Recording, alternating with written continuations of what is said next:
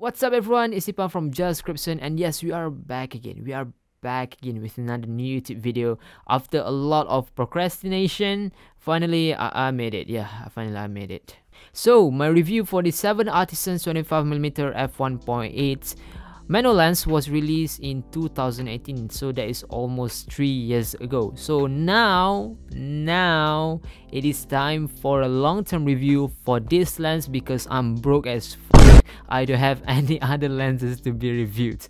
7Artisans, if you want me to review your glasses, your new glasses, probably you have something, you know, in the factory, you know, hit me up at the DMs, hit me up at the mail probably. So a little bit of introduction for you ignorant scrubs who do not want to Google search about this lens is this lens, the 7Artisans 25mm f1.8 manual lens, is a lens made for mirrorless system like the Canon EOS M, Fujifilm X, Sony E, and Micro Four Thirds, Panasonic and Olympus. Who uses Micro Four Thirds? And remember, this lens is a manual lens, so if you have, for example, dual pixel autofocus in your camera, well, sorry, you cannot use that. And I have a few things that I want to talk about this lens as a user who had used this lens for more than 2 years in many types of situations. So first thing first, let's talk about the sharpness of this lens. So considering that the price is 270 on Shopee, considering that that is the price currently, this is a sharp one, because based on my experience with any aperture, you will get a sharp image as long as you nail the focus, of course, but a really sharp image with this lens. I'll put some examples that I have in my drive so you can see how sharp it is.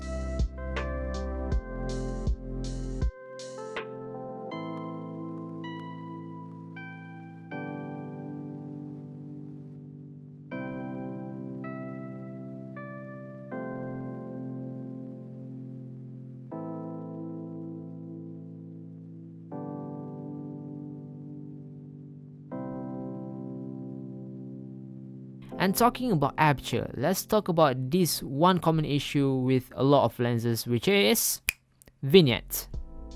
So I've used this lens for more than 2 years and I really want to talk about the vignette produced by this lens. Yes, you can open SYS f1.8 with this lens, and that's a really good thing because it will create a lot of blurry background and you will let a lot of light getting into the sensor. So it is very ideal to be used for low light shooting, low light photos, low light videos, something like that. But the problem with wide aperture, you know, the problem with this blurry background, there is a sacrifice that is need to be made, that especially at f1.8, the vignette produced by this lens is starting to be noticeable. And I could say that the vignette is almost gone if you set the aperture at f2.8, which is still, you know, you still get a blurry background, good tone. But yeah, that is something that you really want to keep in mind, especially if you are going to shoot a lot of videos with this lens.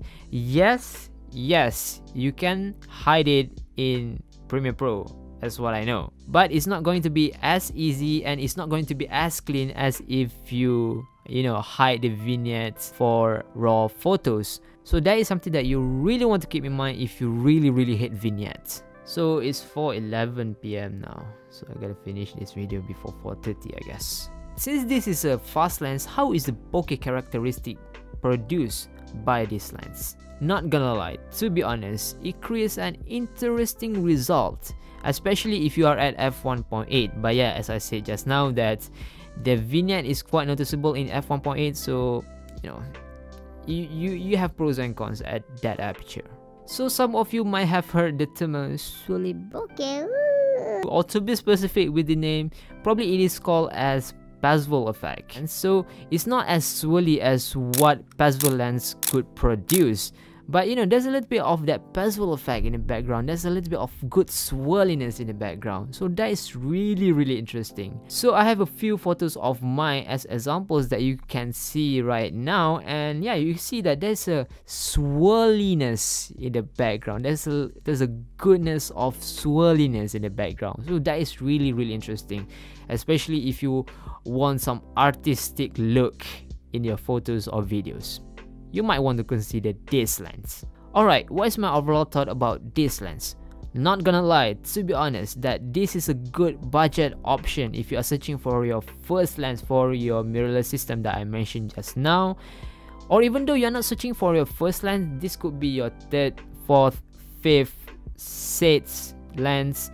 You might want to get this and put it in your collection, because firstly, it's not going to break your bank. Secondly, that the sharpness is quite decent. And thirdly, this is probably the thing that might might attract you. Sorry, I cannot speak English there. Might attract you to buy this lens is the bokeh, man. The bokeh is swirly as you might want to get this lens for the bezel effect, man. Alright, let's wrap this up by 7Artisans. I know you are watching.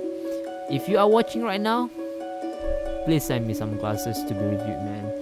And let me keep them, okay? I'll review them. Give me some time to review them, but I will Things so simple. review them. And let me keep them, okay? I will give you my honest opinions about the lens. Because why? Because I'm broke as It's so sneaky.